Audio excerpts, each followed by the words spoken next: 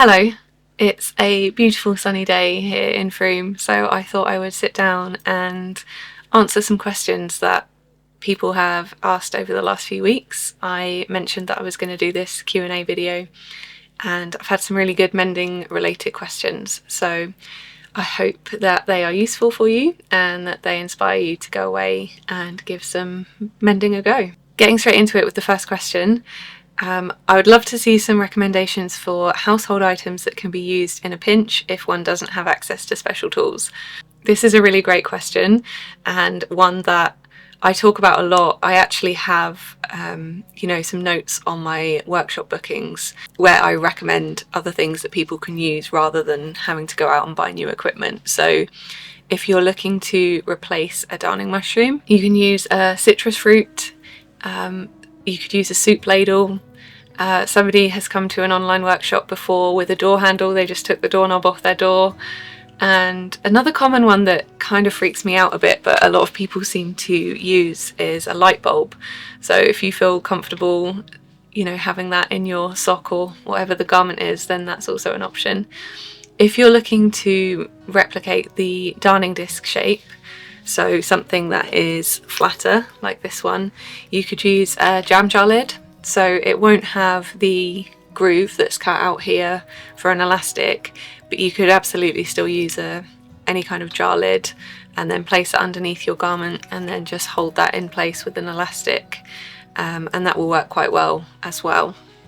But I think the main thing to highlight here is that you don't actually need any of those tools to be able to mend. One of the things I really love about it is that as long as you've got a needle and thread, you're pretty much set. Those tools can make things easier, especially if you're mending something like a pair of socks where the shape of a darning mushroom is useful. But for the most part, you can do these things freehand, so don't feel like you have to have that equipment before you can get started. The next question, what are the best tools to help with straight lines when mending fabric? Is it drawing on the fabric itself? So again, there are lots of different options here. You could use just a ruler and mark it out like that. That is part of the reason I designed my acrylic stitching templates. So I wanted something see-through. Acrylic isn't really the material I would want to be using for templates. I would rather use something more environmentally friendly. But the reason I designed these back in 2020 with clear acrylic was because I wanted to be able to see the damage on my clothing so that I could make sure the lines were in the right place. But again, there are all sorts of options. You can get dissolvable transfer paper which you can stick onto your garment, trace the lines or design that is on that, and then you can just wash that off once your repair is done. And to start with, I did just use a ruler and that was fine as well. I think also when it's a big pattern, it makes sense to be able to draw something on, but I do think there is something to be said for just starting to stitch and seeing what happens. I think that can be a really effective way to build up quite a large area of stitching. In terms of tools to actually draw on the fabric, that's something that I still struggle with, to be honest. My favourite option is an erasable pen. So I use Pilot friction pens and they're heat erasable, so I can just draw the lines on and then iron them off afterwards.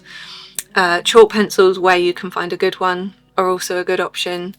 But if you have anything that you swear by for drawing out designs on fabric, then I'd love to hear them. Please let me know, because it's something that I know a lot of people struggle with and are put off the idea of having to draw something onto the fabric before they can start. Someone has asked about mending the cuffs on a coat. So that's actually a video I've shared recently which will hopefully help to answer that, and it shows you how to darn when the cuff needs rebuilding. And I think that's probably the way I would go about it even with a coat, and I have done similar. I'll put a photo in here of a duffel coat that I repaired last year, and that had lots of edge repairs needed on the cuff and on the centre front where the toggles were.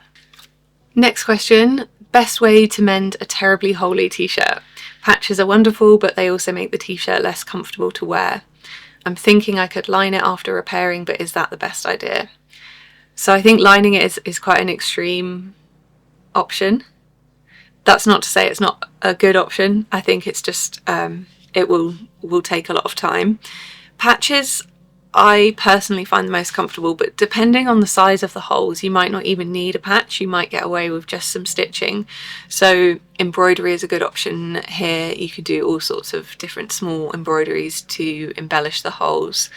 But I have a stash of, you know, those threadbare t-shirts that just can't be worn or repaired anymore, and those are the things that I use to cut up for patches. And what's really good about doing it that way is that that fabric is already quite threadbare and soft, so it's not going to be thick and uncomfortable as a patch on the inside of your t-shirt.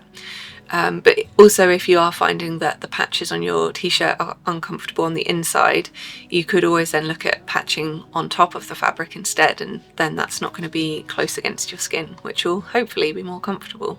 Next question. I struggle to get perfect shapes when I weave circles or hearts. Maybe it's just more practice. Sometimes my warp threads don't seem to stay aligned because the fabric shifts or stretches. That is a very common issue with any kind of darning. Every time you push your needle and thread through your fabric, it's going to move around slightly. So you're always fighting to keep the tension nice and even as you work.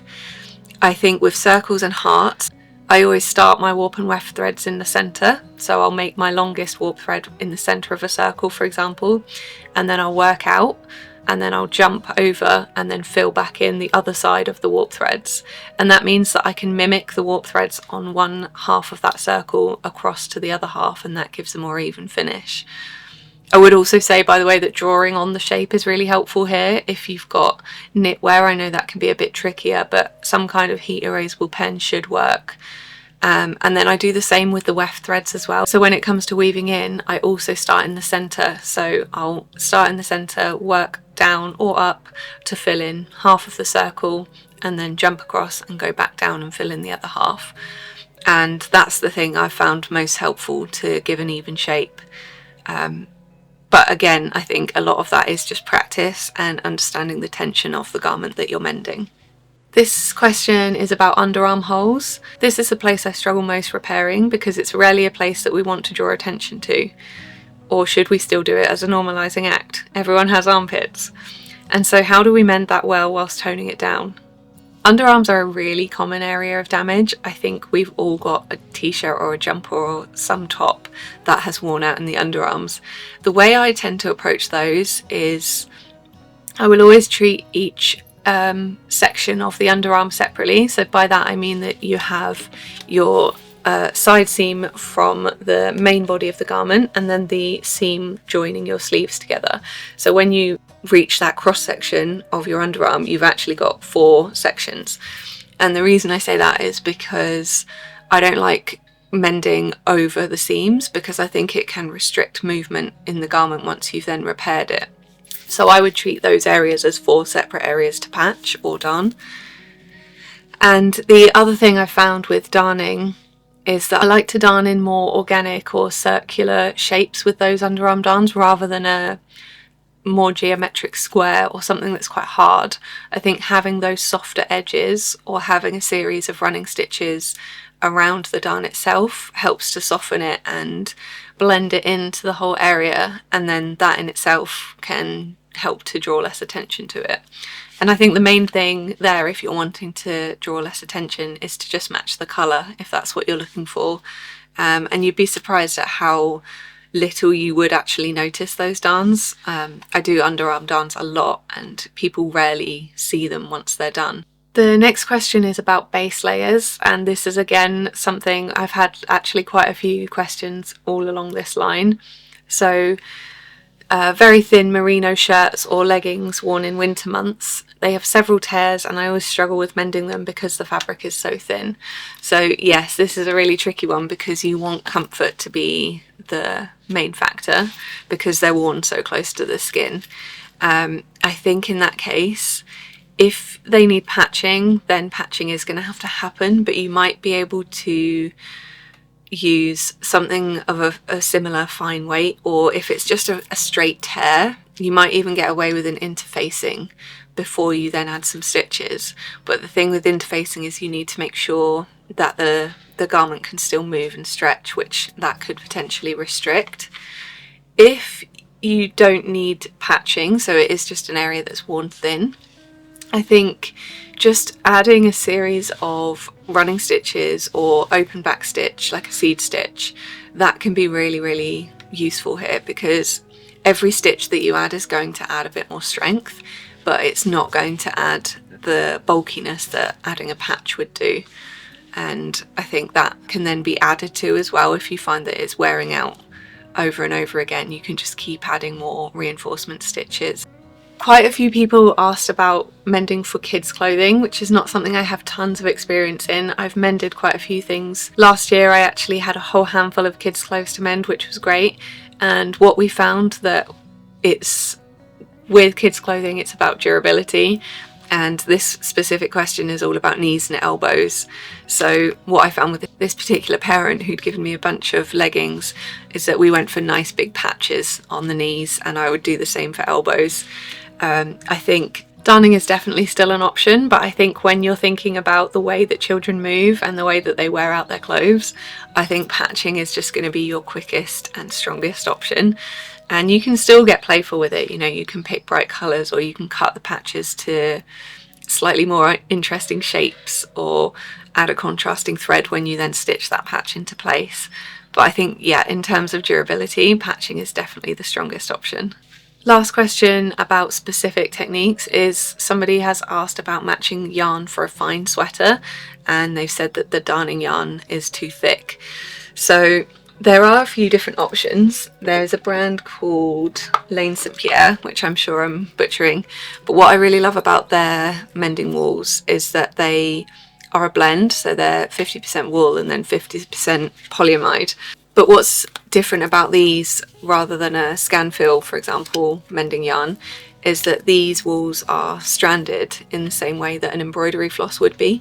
So they've got 4 different strands, and then you can split those down if you need something much finer. And I find that really, really helpful, and I will choose these guys a lot for that reason. They also have a really beautiful colour selection, which is always nice. If you really can't find the right wool that is the right weight for what you need, I think at a push you would then just pick a cotton yarn maybe. So then again you would be able to go with an embroidery cotton or embroidery floss, which again can be split down into those much finer strands. And at least you're matching natural fibres for natural fibres. You know, you've got your natural wool and then you're using a natural cotton rather than a synthetic thread. Final question on that actually was how to know how to match your yarn to your garment. And the best thing you can do there is aim to match the weight of your thread to the garment that you're mending. So it would be no good having a really fine cotton sock and then using a chunky double knit or even chunkier wool, because you're not going to be able to pull that yarn through the sock and you're potentially going to cause more damage. And it's also going to be really uncomfortable to wear because it's going to feel very bulky against the rest of the sock. So that's the main thing. You want to match the thickness of the thread to the garment that you're mending. So the next few questions are about how I mend, as in any tips for being at my desk. So the first one is how to sew without your body curling up like a gremlin, which is a great question, and I think probably one that all of us sewists are familiar with. I last year was having really bad neck and back problems, and I realised it's because I was hunching over as I was mending. And last year is the first year that I started doing this full time, so I went from having a part-time job where I was moving around all day and then going into full-time being sat at my desk all day mending hunched over. So the biggest change that I made for myself last year was buying a desk riser. So that sits on top of my desk and then I can adjust the height of that depending on what I'm doing. So I can choose to stand if I want to, if that's what I need from the day, although my attic is quite short and if I choose to stand I am butting against the window. But what it means is that I can just sit in my chair, raise the desk to my eye level, and I can darn with my neck straight, and that has made a huge difference. before I invested in that, what I did was used a breakfast tray, you know, the ones that you would have with the little legs for having breakfast in bed. I used that for a while and it wasn't quite the right height, but just using that for a while really showed me the difference that it could make, and that's how I knew that that was a good option. And following on from that, have you got any tips for eye strain when you're mending for a long time? So again, taking regular breaks when I remember to is the best thing I can recommend, but also having access to a magnifier. If this is something you're doing regularly, a magnifying lamp is going to make a real difference. So I've actually got two. I've got one that has a light built into it for when I'm mending in the evenings, and then just a smaller one as and when I need that one during the day. And they have made a huge difference to how my eyes feel at the end of the day as well. But I do think that if this is something you're looking to do all day, every day, then taking regular breaks and dividing your day up so that you're not actually doing a full day of mending is a really good tip as well. A few more of these questions are related to more mending as a business and mending for other people. So how do you decide on a design? The permanence, my indecisiveness stops me. How do you begin? So in a way, I'm lucky with this one because the owner of all of the garments that I mend, chances are they're going to have a specific idea in mind of what they want their garment to look like once it's repaired. And occasionally I will have people who just say they're completely open to whatever I want to do and they're happy to trust me. But at the very minimum, most people will want to set a colour palette, for example, and that at least gives me a starting point in terms of colour. And then a lot of the times the design itself will depend on the kind of damage. So if it's in an underarm, for example, going back to those underarm darns, that in my head already sets the kind of shape or the kind of organic feel that I want those darns to have. Whereas if it's a couple of moth holes to the main body of a jumper, there's much more freedom in the design and the shape and the style of darn that you want to do. So there are so many different ways of darning, and that's something I love about doing this, is that combined with that and the fact that every piece of damage that you see is going to be slightly different, you can never really run out of options. And then alongside that, you want to think about how the darn is going to wear in and how it's going to last. So for example, if somebody requests darning on an elbow hole, I'm going to pick something like Scotch darning, which is nice and strong, as I know it's going to withstand that wear and tear that that elbow is clearly going through. Or if they are really aware of wearing those elbows through quickly, again, a patch might be a more durable option. Sometimes people will come to me with something that's damaged and they have absolutely no idea what they want it to look like. And that in a way is more of a challenge, because when somebody comes to you with a specific colour palette or design, you are, painting by numbers basically. But when someone has no idea what something is going to look like, that can be harder. What I tend to do, and you'll maybe have seen this in a few of my previous vlogs when I'm working on commissions, is I'll do a digital mock-up for someone. So I'll photograph the damage, I will digitally draw on a few different repair options and then give them the choice that way, so that hopefully they can more easily visualize what the repair will look like. The next question is, how do I mend for people full time? So yes, kind of. I left my part-time job at the beginning of last year, so January 2024. But Slow Stitch Club as a business is a real mishmash of things. So I mend for other people with personal repairs.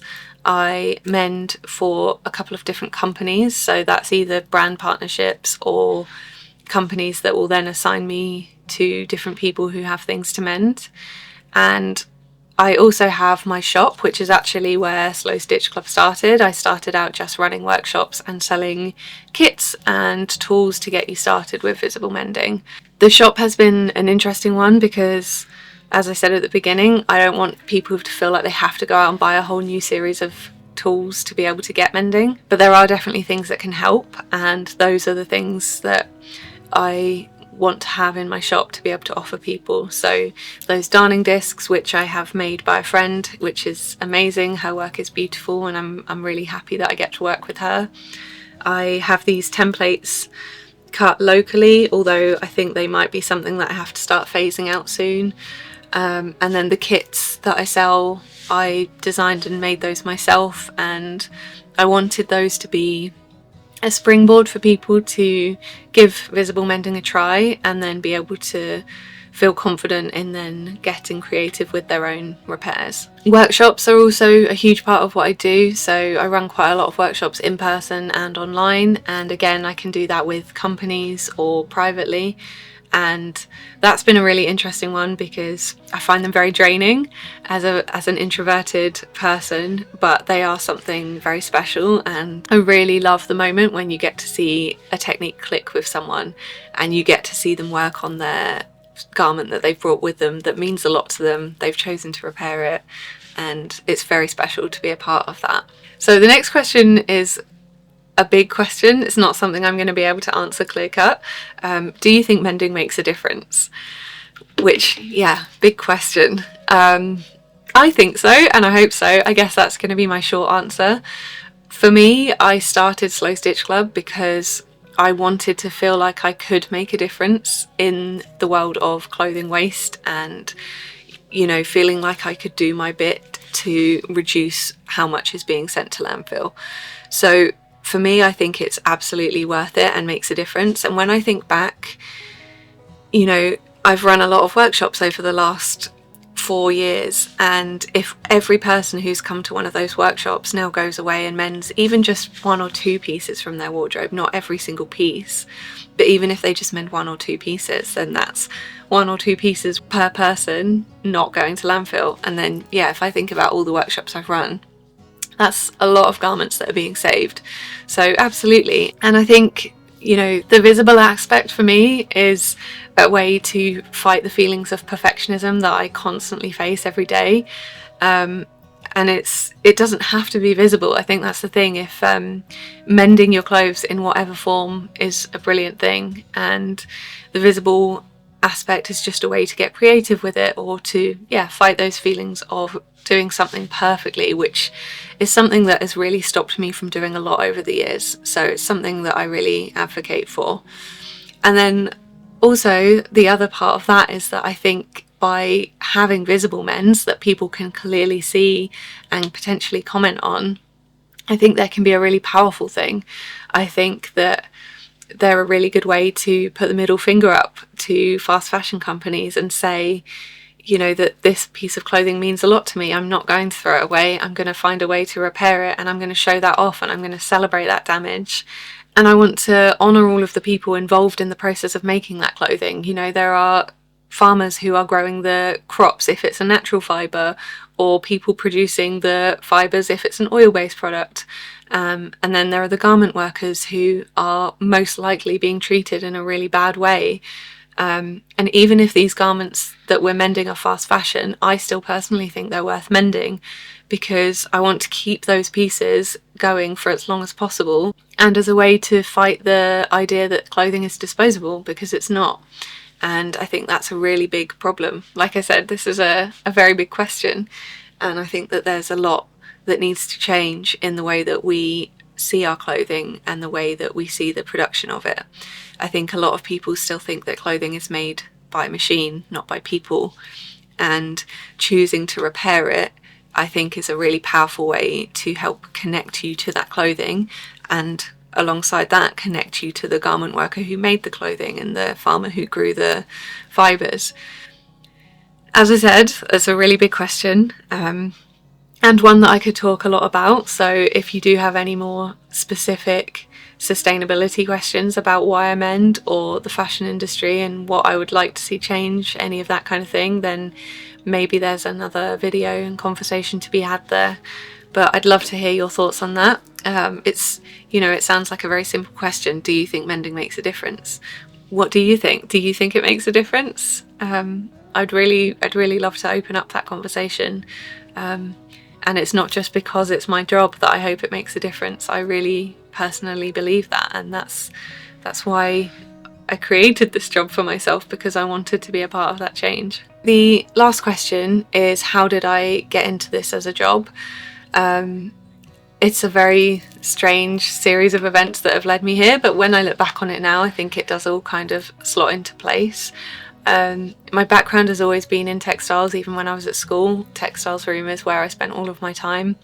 I then studied fashion design at university. I specialised in menswear, but I really didn't like the industry. So for several years after university, I worked in creative industries, but they weren't specifically fashion. Apart from a fashion photography job that I had, I then went into the more craft world and did lots and lots of other jobs, lots of internships and other things all throughout my 20s, feeling totally lost, to be honest. And then I started teaching at a high school as a textiles technician, and that's kind of where things changed for me. I didn't want to be a teacher because, as I said, huge introvert, find public speaking very difficult. But seeing kids learn new skills was really, really amazing and powerful. And that was also at the time that I started mending visibly and mending properly. So I'd always mended my own clothes, but that's when I started to realise that there were other options. So I found my speed weave darning loom, which is up there, and that's where the whole visible aspect really took off for me. I spent a couple of years just mending for myself, running workshops. I designed those kits, which are still going, and then I started upping the workshops and trying to do more of them in person. And then alongside that, I can't remember what my first proper visible mend commission was. I really held off mending for money for a long time because, as I said, I've been fighting fears of perfectionism for a long time, and as much as visible mending has helped that, I still have this huge feeling of imposter syndrome, and mending for money was something that people kept asking me to do and I just kept holding off. But I'm really glad that I pushed through and did that. I mended a lot for friends first and for myself and for my partner, and that really helped. I'm trying to now sum this up and fast forward to how we got here to me doing this full time. I wrote Well Worn at the same time as having another job and running Slow Stitch Club, but I think that was kind of the point where I realised that maybe there was a way to do this full time, and that's not something I ever thought I would be able to do. I always thought this was just going to be a side project. But I think the fact that more companies are looking to add repair back into their process, which it should be, I think it should be on the companies, not on the consumer, to have these processes put into place. I think knowing that there are options for me there made me feel more comfortable in giving this a go. I'm really lucky that I get to mend for so many people. I'm so grateful for all the stories that I get to hear, and all the garments that I get to repair for, you know, these garments that mean a lot to people. That's such a special feeling. It's a lot of pressure, but it's totally worth it. And I hope I get to keep doing it. I'm not sure which direction the business will go in. It's really scary, but I know I'll pivot where I need to, and it's really, really special to be able to call mending my 9 to 5 now. I never thought that would happen, and there are lots of different elements of the business to keep it going, but I'm more than happy to do that, and I really hope that mending as a job is something that we see an increase in, and that it's not something that's just fleeting. And it's very strange to think that I'm doing a job that I've made up, but that's also actually really powerful, and I hope that maybe hearing that or seeing other people doing it, there are some really great repair specialists out in the world at the moment, and I really hope that that just keeps rising. And if it is something you're looking to do, again, feel free to send me any questions more specifically about that. I'm still very much figuring it out as I go, but I'm really excited that that is the thing I get to figure out every day. So that's all of the questions that people have sent in. If you watch this video and you realise that there is a question that you have that hasn't been answered, then please feel free to leave it in the comments. If there are enough of those comments, then I can always come back and do a second video. And if there are any specific techniques that you want me to share, again, let me know and I can work those into a tutorial video or a mend along video. I hope the answers to these questions have put you at ease a bit if you've been nervous to try any kind of mending. and that you feel excited to go away and give it a go. I think the main thing to remember and take away from this is that mended is better than perfect. So as I said, this is something I still have to remember every day. I'm always fighting that feeling that something needs to be perfect.